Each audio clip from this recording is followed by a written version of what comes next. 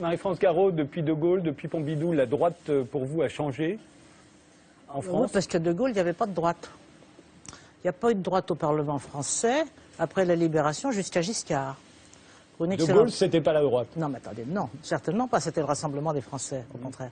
Mais je veux dire qu'avant De Gaulle, de toute manière, même sous la 4e République, il n'y avait pas de droite. C'est pour ça que quand on parle des valeurs de la droite, il faudrait quand même se souvenir qu'elle n'a pas participé au Parlement, encore une fois, pendant toute cette partie-là. Il y avait le Parti communiste, de loin le plus nombreux, le Parti socialiste, les radicaux, les MRP.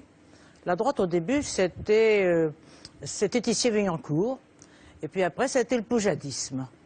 Voilà, et c'était la configuration qui a existé jusqu'au clivage qui est né, si on peut appeler ça un clivage, au moment de la Constitution de 58 et du vote demandé au peuple sur le choix d'un référendum de l'élection présidentielle au suffrage universel.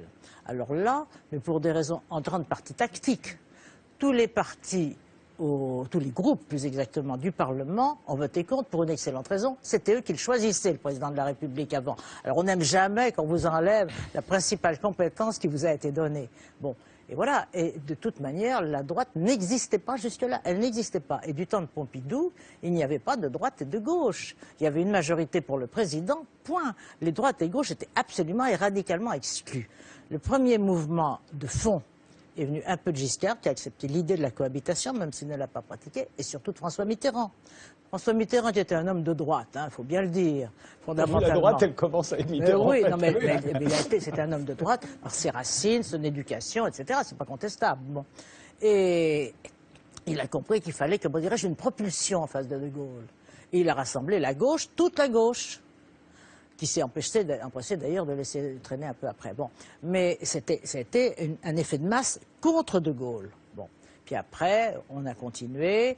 Les partis dits gaullistes ont tranquillement et sans doute avec toute innocence piétiné un peu les principes gaullistes et on a fondé l'UMP, qui est un rassemblement parfaitement hétérogène. Et qui a raison de se radicaliser s'il doit se radicaliser je pense que tactiquement. ce débat, pour les Français, il n'a aucun intérêt.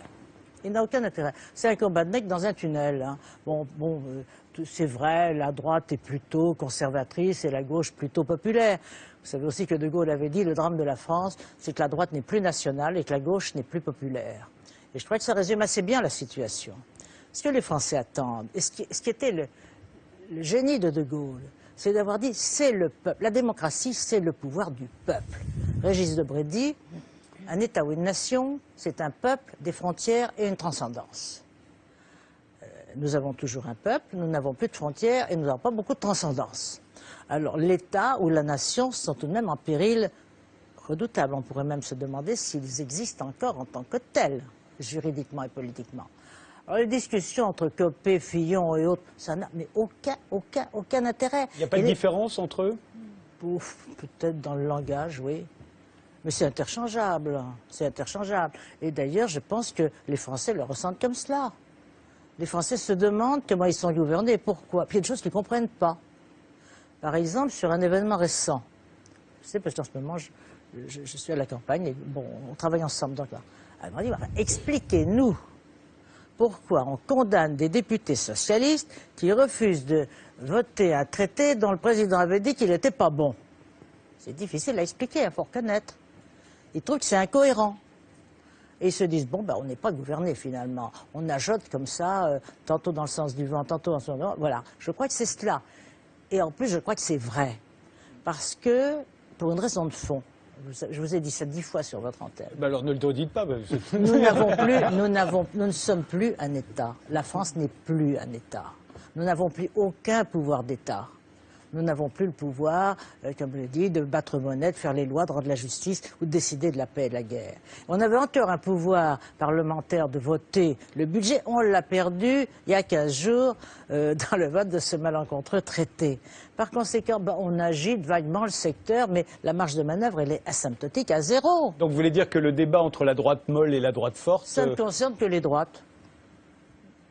Renaud Dely. Pas joli. Alors, nous ne sommes pas là, nous sommes responsables publics, nous ne sommes pas là pour faire l'esthétique. Effectivement, il y a les artistes qui sont là pour faire l'esthétique, les responsables publics sont là pour tenter de régler les problèmes et de trouver des solutions aux problèmes. Le Prenons l'exemple du pain au chocolat. Mais, Madame Garot, vous savez comme nous tous, que l'histoire du pain au chocolat, c'était une manière, comme une autre, d'énoncer un problème afin de mieux le dénoncer, c'est-à-dire de dénoncer les dérives communautaires. Qui, sur ce plateau, qui sont parmi les téléspectateurs, ceux qui peuvent contester le fait qu'il existe aujourd'hui des dérives communautaristes dans les quartiers sensibles. Moi, je suis élu dans un quartier sensible. Je suis sur le terrain en permanence. Je fais mes permanences chaque semaine. Et je sais que je suis face à un Front National qui fait 40%. Alors, qu'est-ce que je fais? Est-ce que je reste les bras ballants? Est-ce que je ne dis rien? Est-ce que je fais semblant de ne pas voir? Ou alors, est-ce que j'agis? Et est-ce que j'agis avec des valeurs populaires, oui, pardon de ce gros mot, des valeurs populaires. Et ces valeurs populaires de droite, quelles sont-elles aujourd'hui? C'est l'amour de la France, c'est le respect de sa patrie. Oh, quel gros mot, la patrie. C'est le respect des frontières, c'est la place que nous accordons à l'ordre et à l'autorité de la loi. Et c'est la priorité. C'est du vocabulaire, ça ne correspond à rien. Pardon, c'est une réalité. Ce sont des valeurs que nous voulons promouvoir. Prenez conscience que ça n'est pas une réalité. Mais bien sûr que qu'est-ce qu'un gouvernement français peut faire en ce moment de son plein gré? Regardez, même pour les voitures, on lui dit non, pas touche. Nous ne pouvons plus rien faire. Je conteste l'idée que le responsable public n'a plus de marge de manœuvre. C'est cela que le pays sent. Il sent, et d'ailleurs il n'y a pas qu'en France, moi ce qui me paraît tellement frappant en ce moment en Europe, c'est la désagrégation des États. On le voit en Espagne avec la Catalogne, on le voit aux Pays-Bas, on le voit... Bon. C'est-à-dire que quand l'État n'existe plus, ça s'effiloche tout doucement. Ça prendra 5 ans, 10 ans, 20 ans. Mais ça s'effiloche. Regardez la Prusse, c'était un empire, c'est devenu une province allemande. Je crois que ce débat a quand même, à la fois, il est né et il existe, et il a l'inconvénient de cacher l'absence d'un débat politique. Parce que ce n'est pas un débat politique, c'est un débat politicien. Entre Jean-François Copé et François Fillon. Entre partis. Les partis monopolisent la vie politique et les partis ne sont pas le peuple français. Ce n'est pas les partis qui sont souverains, c'est le peuple français. On arrive dans une situation que nous venons de vivre, où les parlementaires unissent leurs efforts pour ne pas donner au peuple français la possibilité de décider lui-même sur un acte, le traité signé par Sarkozy, voté par Hollande. Alors si je puis dire, tout le monde y est. Bon, mais c'est un traité qui est une nasse pour les Français. Les Français auraient voulu donner leur avis là-dessus. On ne leur a pas donné la parole. Et je pense que le basculement, c'est le moment où Sarkozy, le président Sarkozy et Fillon ont fait voter par le Parlement français en 2008 un texte qui avait été rejeté par les Français un an avant. Autrefois, ce serait appelé une forfaiture. On a supprimé ce mot dans le langage politique français, c'est remplacé par manquement aux obligations de la charte, ce qui est infiniment plus délicat. Mais enfin, la chose est la même. La chose est exactement la même. Parce que maintenant, en plus, on a peur des mots. Monnerville parlait de forfaiture en face de Gaulle. Maintenant, si on disait ça, on serait envoyé devant la Cour de justice. Enfin, ce serait affreux. Bon. Or, le fond du problème, il est là. Le fond du problème, c'est qu'il n'y a plus de débat politique. Alors, il y a des débats partisans. Ça occupe le terrain.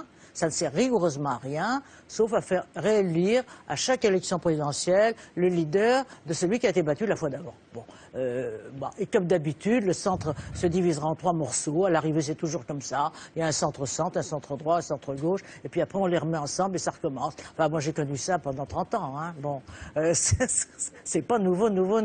Mais le problème de fond, c'est qu'il n'y a pas dans ce débat de débat politique et que ce débat partisan confisque le pouvoir du peuple, c'est-à-dire qu'on ne nous parle plus de démocratie. Moi, je ne veux plus entendre dans un discours de politiciens sur ce genre de sujet le mot la démocratie, la souveraineté du peuple. Donc en fait, quand on parle de droitisation, ou quand on fait semblant de se droitiser, c'est uniquement pour masquer le fait qu'on n'a plus de pouvoir et qu'on ne peut rien faire sur les sujets vraiment importants. Ou alors peut-être qu'on a peur du peuple.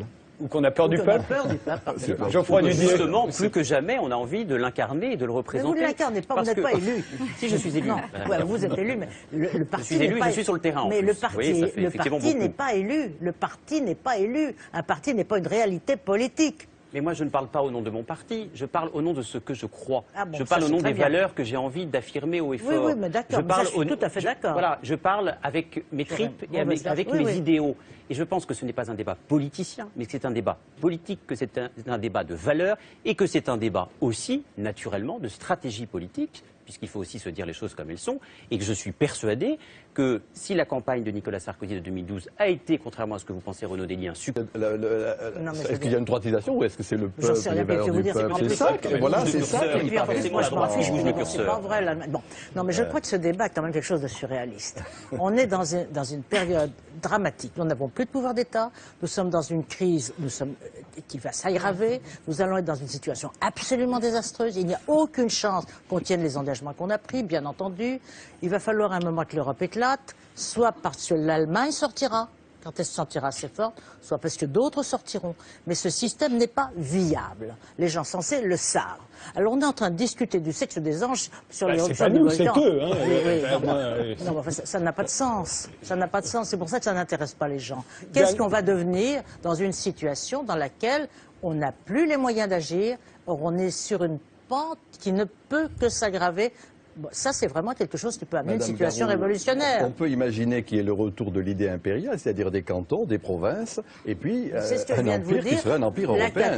La Catalogne, l'Occitan, oui, absolument, mais c'est vrai. Etc. Moi, non, j'aimerais mieux avoir un État français et une nation française. Du pain et du cirque, moi, j'ai vraiment l'impression de ça. J'ai l'impression qu'on cache sous finalement des propos, des phrases à effet, des vrais problèmes qui sont beaucoup plus importants et plus intéressants pour tout le monde.